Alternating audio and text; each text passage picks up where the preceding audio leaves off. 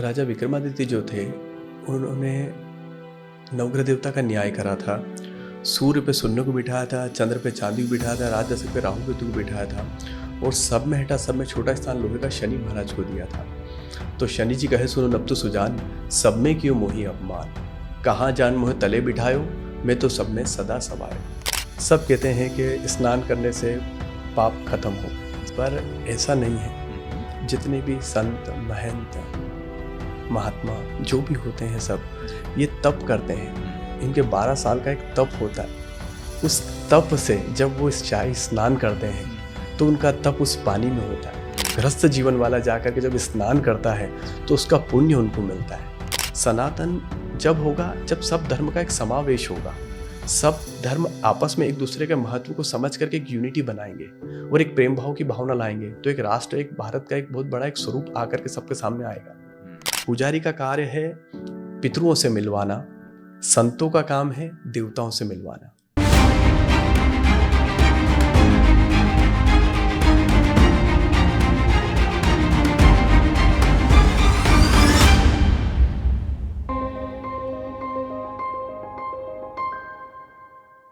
नमस्कार, the first witness के podcast में आप सभी का स्वागत है। आज हमारे लिए बहुत ही सौभाग्य का विषय है कि आज हमारे साथ स्वामी शैलेंद्र त्रिवेदी जी डब्बेवाला हमारे साथ मौजूद हैं। ये नवग्रह शनि मंदिर त्रिवेणी उज्जैन के शासकीय पुजारी हैं। स्वामी जी, आपका बहुत बहुत स्वागत है। जय श्री महाकाल, जय शनिदेव। स्वामी जी, जब मैं आपके नवग्रह शनि मंदिर के बारे में जान रहा था तो मुझे ये जानकर बहुत आश्चर्य हुआ कि यह स्वामी सम्राट विक्रमादित्य उनके द्वारा बनाया गया, उनके द्वारा स्थापित मंदिर है और यह एक ऐसा विशेष मंदिर है जहां शनिदेव का श्रृंगार किया जाता है, उन्हें सिंदूर चढ़ाया जाता है। तो आप इस मंदिर, इसकी स्थापना कैसे हुई, क्यों हुई और इतना ऐतिहासिक और सांस्कृतिक जो महत्व है इसका, जो परिपाटी चली आ रही है, इसके बारे में थोड़ा आप बताइए। राजा विक्रमादित्य जो थे उन्होंने नवग्रह देवता का न्याय करा था। सूर्य पे शून्य को बिठाया था, चंद्र पे चांदी को बिठाया था, राज दशक पे राहु केतु को बिठाया था और सब में हटा सब में छोटा स्थान लोहे का शनि महाराज को दिया था। तो शनि जी कहे सुनो नब तो सुजान, सब में क्यों मोही अपमान, कहाँ जान मोहे तले बिठायो, मैं तो सब में सदा समायो। राजन, आपने मेरे को सबसे छोटा स्थान दिया। शनि महाराज ने जब राजा विक्रमादित्य जी से पूछा था कि आपने सबसे छोटा स्थान मेरे को क्यों दिया, उनसे जब उन पे जब आपस में जब झगड़ा हुआ था नवग्रह देवता का, तो सब नवग्रह देवता ने ही विचार विमर्श करके बोला था कि उज्जैन नगरी में यहाँ पे राजा विक्रमादित्य हैं, वो आपका न्याय करेंगे और आपको अपने अपने स्थान पे विराजमान करेंगे। तो महाकालेश्वर भगवान के पीछे हरसद्दी माता का मंदिर है, वो राजा विक्रमादित्य की कुल देवी है। कुछ भी न्याय करने पहले अपना मस्तक उतार के उनके आगे रखते थे और आशीर्वाद लेके फिर न्याय करते थे। तो सबने अपना मस्तक उतारा, मस्तक उतार करके 9 धातु के 9 सिंहासन बनवाए, सूर्य पे शून्य को बिठाया, चंद्र पे चांदी को बिठाया, राज दशक पे राहु केतु को बिठाया और सब में हटा सब में छोटा स्थान लोहे का शनि महाराज को दिया था। तो शनि महाराज ने राजन से पूछा था कि राजन, तुमने मुझ में ऐसा क्या देखा जो सब में छोटा स्थान दिया है। कोई 17 महीने तक रहता है, कोई 18 महीने तक रहता है, पर मैं तो 7.5 वर्ष तक का राजा हूँ। अगर मैं इंसान पे आता हूँ तो मैं 7.5 वर्ष तक राज करता हूँ। मैं 2.5 वर्ष तक मस्तक पे तो मति मलिन कर देता हूँ। मैं 2.5 वर्ष तक उदर पे, पेट पे रहता हूँ तो पेट के विकार उत्पन्न कर देता हूँ और 2.5 वर्ष तक चरण पे तो इंसान को मैं टिकने नहीं देता। मैं पर तुम न्याय पे राजा हो तो मेरे को मान्य है, पर जब तुम पे 7.5 आएगी, जब तुमको पता चलेगा कि नवग्रह में सब में श्रेष्ठ कौन है। तो चंपावती नगरी में 7.5 वर्ष तक राजा विक्रमादित्य जी ने कष्ट भोगे। उन पे चोरी का इल्जाम लगा, 4 ही हाथ पांव तक कट गए, उनके चौराहे पे भी बिठाया गया उनको। और जब कष्ट भोग करके जब उज्जैन नगरी में आए तो यहाँ आकर के उन्होंने सबसे पहले अपनी गलती सुधारी थी। तो प्रथम यहाँ पे सबसे पहले शनि महाराज की स्थापना करी है और आसपास पूरे नवग्रह देवता की स्थापना करी है। और शनि महाराज, आपने सब जगह शनि महाराज के दर्शन ब्लैक पाषाण में दर्शन करे होंगे। यहाँ पे सिंदूर का और चोले का श्रृंगार ही विशेष महत्व का है, क्योंकि पूरी उज्जैन ये तांत्रिक स्थलीय है और तंत्र सिंदूर के बगैर अधूरा है। इसलिए पूरे वहाँ पे नवग्रह देवता को सिंदूर का विधान मिलता है, प्लस पूरे उज्जैन नगरी में भी सिंदूर का विधान इसीलिए ही है। और वहाँ यहाँ पे शनि महाराज की स्थापना तो है ही सही, प्लस पूरे नवग्रह देवता की स्थापना है वहाँ पे। और वहाँ पे बीच में सूर्यनारायण भगवान है और आसपास ही पूरे ऑल पेटेनियस है। जैसे वायुमंडल की जो स्थिति है उसी प्रकार से ही राजा विक्रमादित्य जी ने वहाँ पे स्थापना की गई है।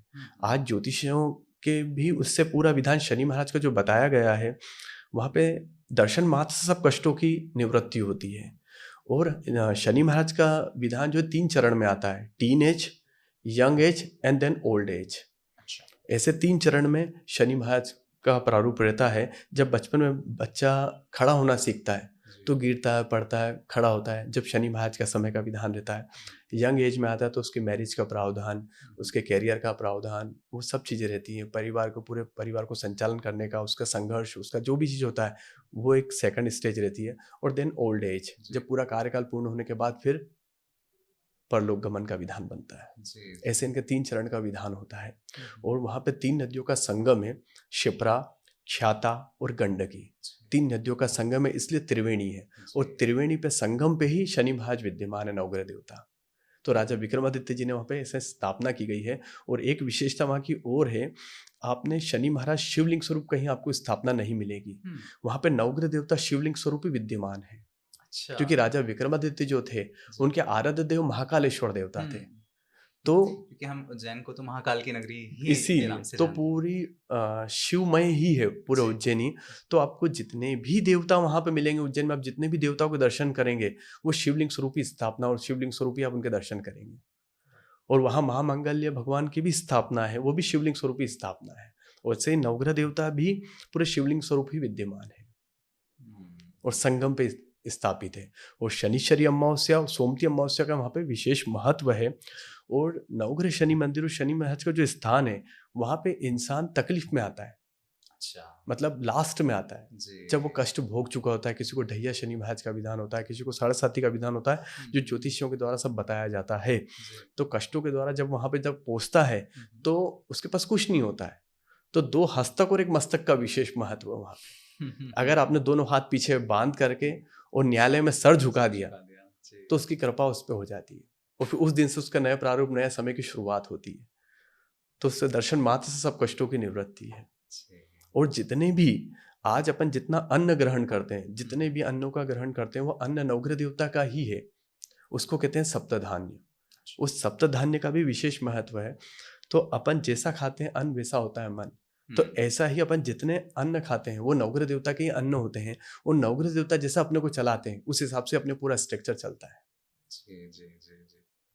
स्वामी जी, ये तो जो आपने बताई सारी विशेषताएं और महानता मंदिर की और साथ में उज्जैन नगरी की, स्पेशली हम सम्राट विक्रमादित्य के संदर्भ में जब अगर बात करें तो काफ़ी व्यापक है और अट्रैक्टिव भी है। मतलब लोगों को फैसिनेट करती है इस तरह की बातें भी।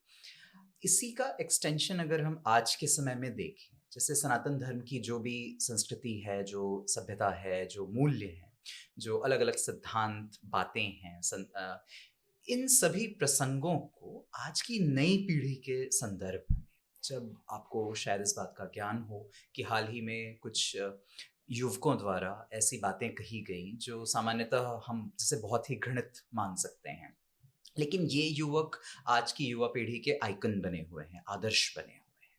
तो ऐसी युवा पीढ़ी को, ऐसी भारत की नई पीढ़ी को कैसे इन मूल्यों के ज्यादा पास लाया जा सकता है, उन्हें कैसे प्रेरित किया जा सकता है?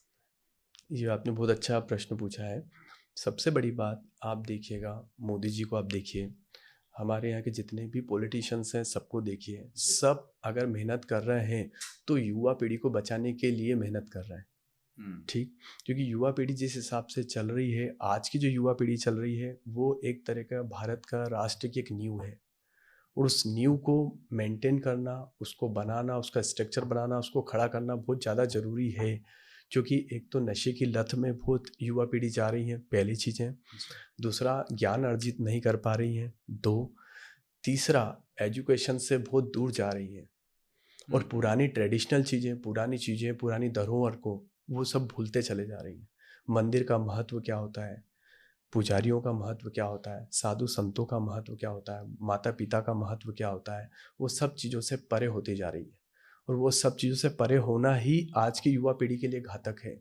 आज सब कहते हैं कि ये पूजन कर लो, ये वाली पूजन कर लो, सब चीज़ कर लो, पर पूजन से ज़्यादा सबसे पहले जो गुरु हैं या भगवान है वो माता पिता है। जी। आज की युवा पीढ़ी अपने माता पिता के चरण पकड़ना या चरण छूना ही बहुत मुश्किल का मैदान है।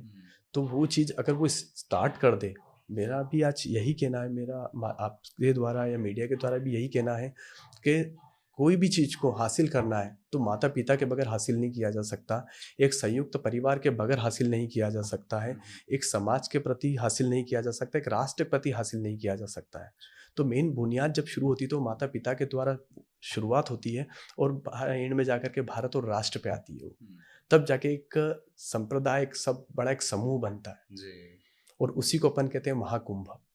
तो अब आपने महाकुंभ की बात कर ही दी है, तो अभी चल रहा है महाकुंभ प्रयागराज में, इसमें जो नई चीज़ें हमें देखने को जानने को मिली, हमने ये भी देखा कि बहुत सारे लोग भारत के जो शायद पहले उतने इन सब से परिचित नहीं थे, वो भी परिचित हो रहे हैं, उस उन्हें विषय भी। में मैंने बहुत सारी चीज़ सुनी है, जी। या आपने भी सुनी होगी वो जी। चीज़ के लिए। सब कहते हैं कि स्नान करने से पाप खत्म हो गए। जी। अब ये चीज़ चल रहा है, जी। पर ऐसा नहीं है। हम्म। जितने भी संत, महंत, महात्मा जो भी होते हैं सब, जी। ये तप करते हैं। हम्म। इनके 12 साल का एक तप होता है। उस तप से जब वो शाही स्नान करते हैं तो उनका तप उस पानी में होता है, और उस पानी और उस निर्मल पानी के अंदर जब गृहस्थ जीवन वाला जाकर के जब स्नान करता है तो उसका पुण्य उनको मिलता है, और उससे सब कष्टों की निवृत्ति होती है, और फिर वो अपने नए गृहस्थ का जीवन शुरू करता है उनके आशीर्वाद के द्वारा।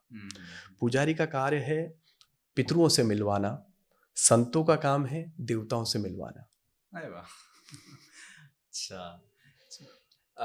जैसे आपने तपस्वियों की बात की, तप की भी बात की, मैं हमेशा से ये भी मानता रहा हूँ कि गृहस्थ जीवन भी अपने आप में एक तप होता है। तप होता है। और आज के समय में जिस तरह से बहुत सारी रिस्पॉन्सिबिलिटीज़ हैं, बहुत सी चीज़ों को आप देखते हुए चलते हैं, तो अगर वो भी जाकर साथ में स्नान करते हैं, तो मुझे ये लगता है कि उनके भी कुछ पुण्य का असर पुण्य का तपस्वियों असर पर ज़रूर होता पूरा होगा। होता है, पूरा होता है, जी। पूरा होता है। तो स्वामी जी, उज्जैन भी में भी अगला महाकुंभ होगा, जी। और अभी आपने प्रधानमंत्री मोदी जी की भी बात की थी, उन्होंने उज्जैन में ही महाकाल का कॉरिडोर वहाँ पूरा बनाया।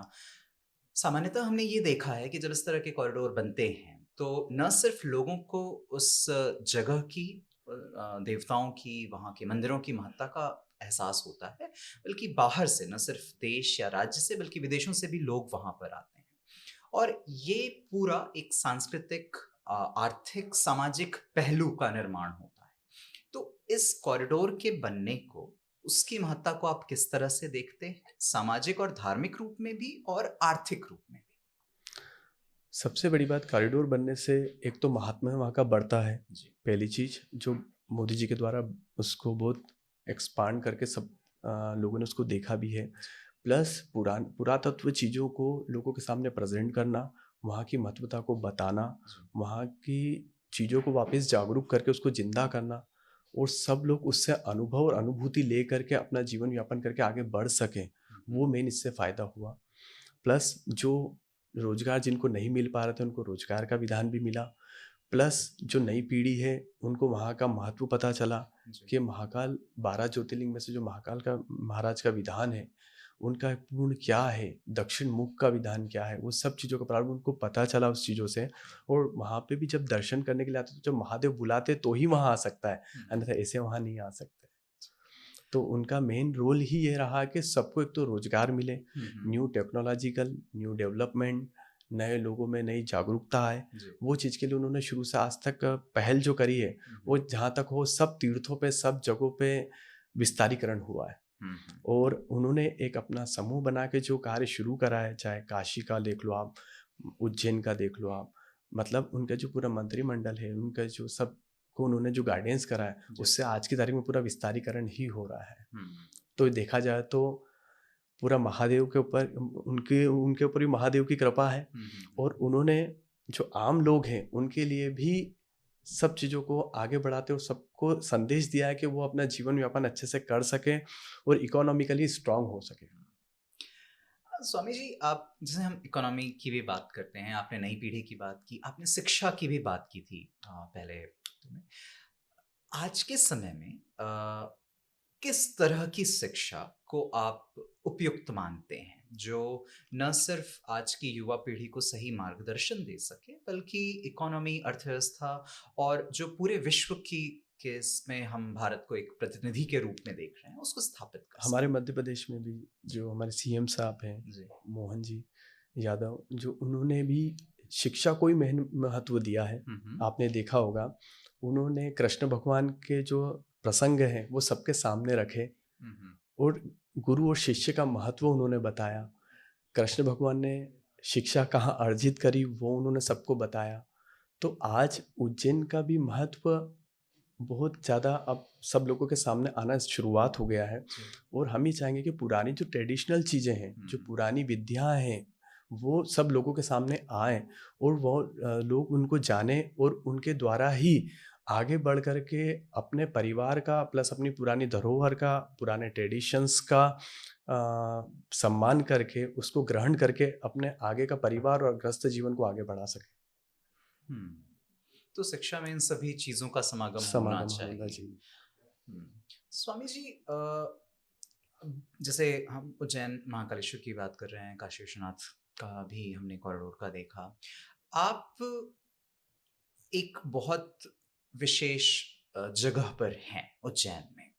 अगर आप पूरे भारत को और वहाँ पर जो सनातन का जैसा प्रचार प्रसार चल रहा है या एक तरह से एकता की बात हो रही है, आप इन सब नई धारणाओं को किस तरह से देखते हैं और साथ ही वैश्विक सिनेरियो में इसका क्या प्रभाव हो सकता है?